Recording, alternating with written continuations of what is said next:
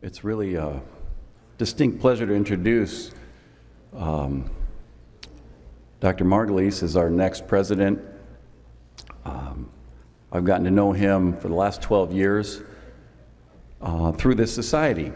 And Ken introduced us many years ago during a golfing outing, and we've been dear friends ever since. Just a little bit about Dan. As we'll hear, he grew up in Hawaii. I'm sure we'll hear a little bit more about that later, but he did his undergrad in mechanical engineering at Stanford. He did his residency at, medical school at the University of Hawaii, and then went on to do his residency in Hawaii as well.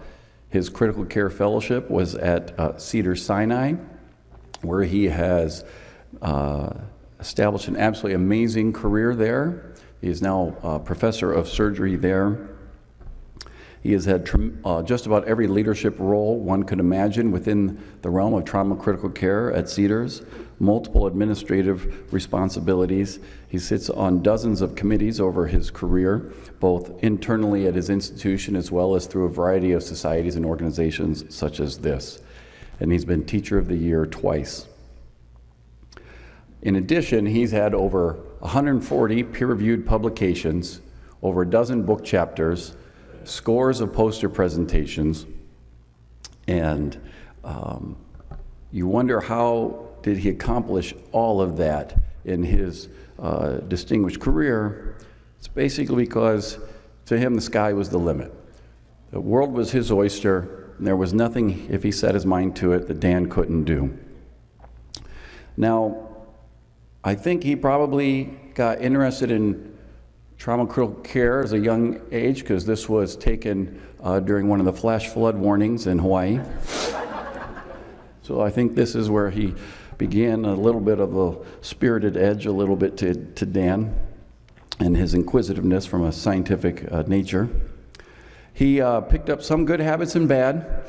As a young, one good, of course, is being a dog lover, which I am as well, so that's great to see that. But the pipe smoking has stayed with him over the years. And, of course, everything gets better, when he met his lovely wife, Jody, as you can see here in one of their wedding photos. And a more contemporary photo of his family taken here. You can see his sons, Zach and Isaac, Zach on the right, Isaac on the left. And of course, you can see sibling rivalry with the shirtless son doing the body caliper pinch of the brother to show that he's still in better shape. Again, a picture of them at the Rose Bowl. I assume this was Stanford. Yeah. And not the Badgers.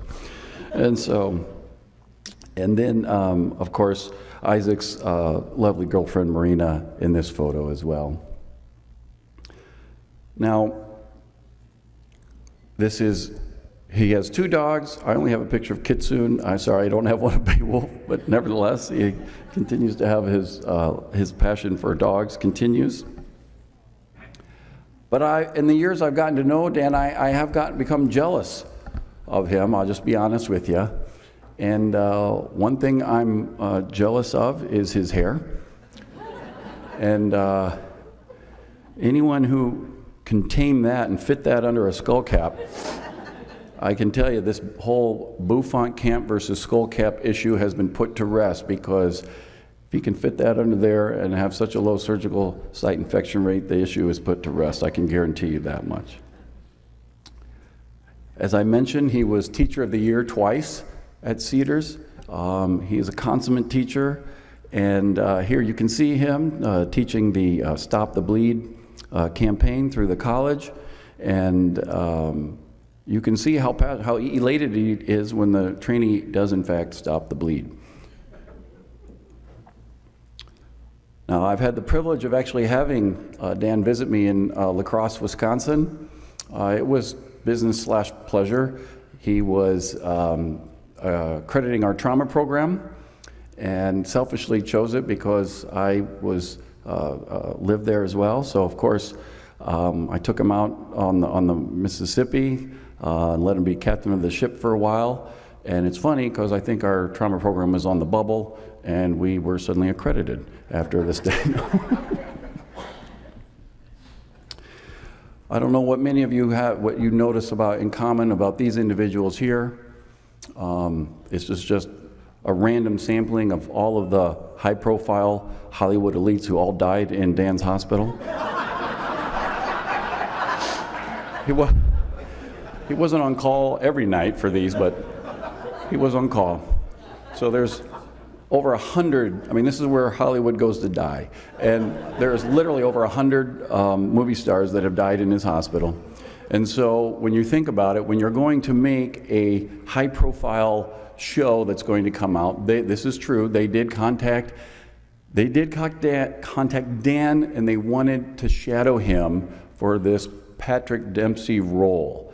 And, he doesn't want to be too much in the limelight, but I can tell you that in retrospect, he really was the original Dr. McDreamy. And I call this the Dan slant. You see how he's got that little bit of a going on there? What Patrick tried at his best.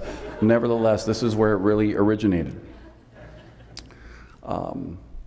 He did grow up he did high school in Hawaii. Maybe we'll hear more about that. Very prestigious high school. I mean, look who came out of this, just an AOL founder, an astronaut, multiple professional athletes, even a president are all graduates of his high school, but at least according to Wikipedia, the most prestigious graduate was still Dan Margulies. One thing when I talk to his professional colleagues around the country is his calm demeanor. I'm amazed at this, particularly as a trauma surgeon, how you are able to do it. And they say, no, that really is Dan. That's how he is. It doesn't matter. He's just even keel. And so I really respected that about him.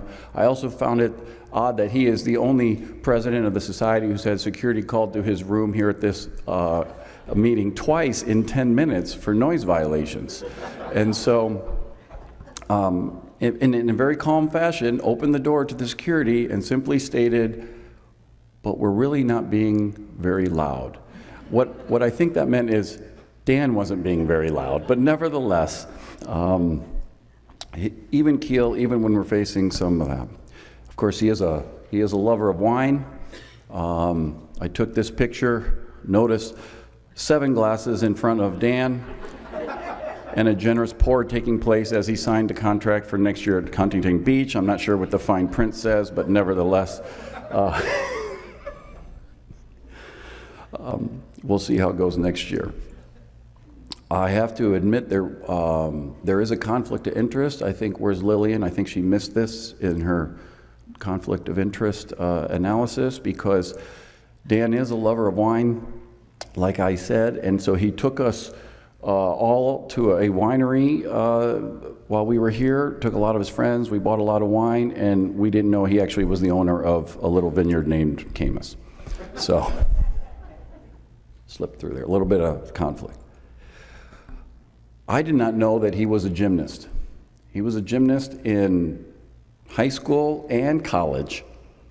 And Jody, you had shared that he won the all-around gold. Was that in high school or the Olympics? I can't recall.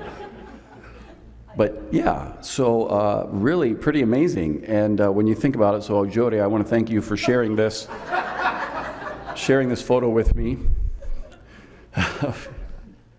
And believe it or not, he's actually a runner as well. And I've always had tried to figure out people who run marathons, because last time I checked, the guy who first did that died. But nevertheless, on top of that, he was also a runner. As you can see him here, breaking the tape at the Boston Marathon with a pretty impressive time of just over 2 hours.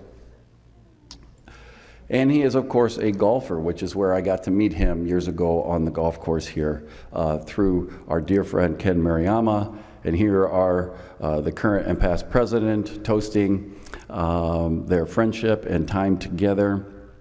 And many of you may have known when Ken, being the golfer that he was and having the Masters just finish up here within the hour, we remember when Ken got the green jacket many years ago. But nevertheless, they also were med school classmates together, Ken and Dan, and it's time to pass the jacket, Ken. So, all right, with that, I really gives me a privilege to introduce to you our 70th president, my friend and our president, Dan Margulies.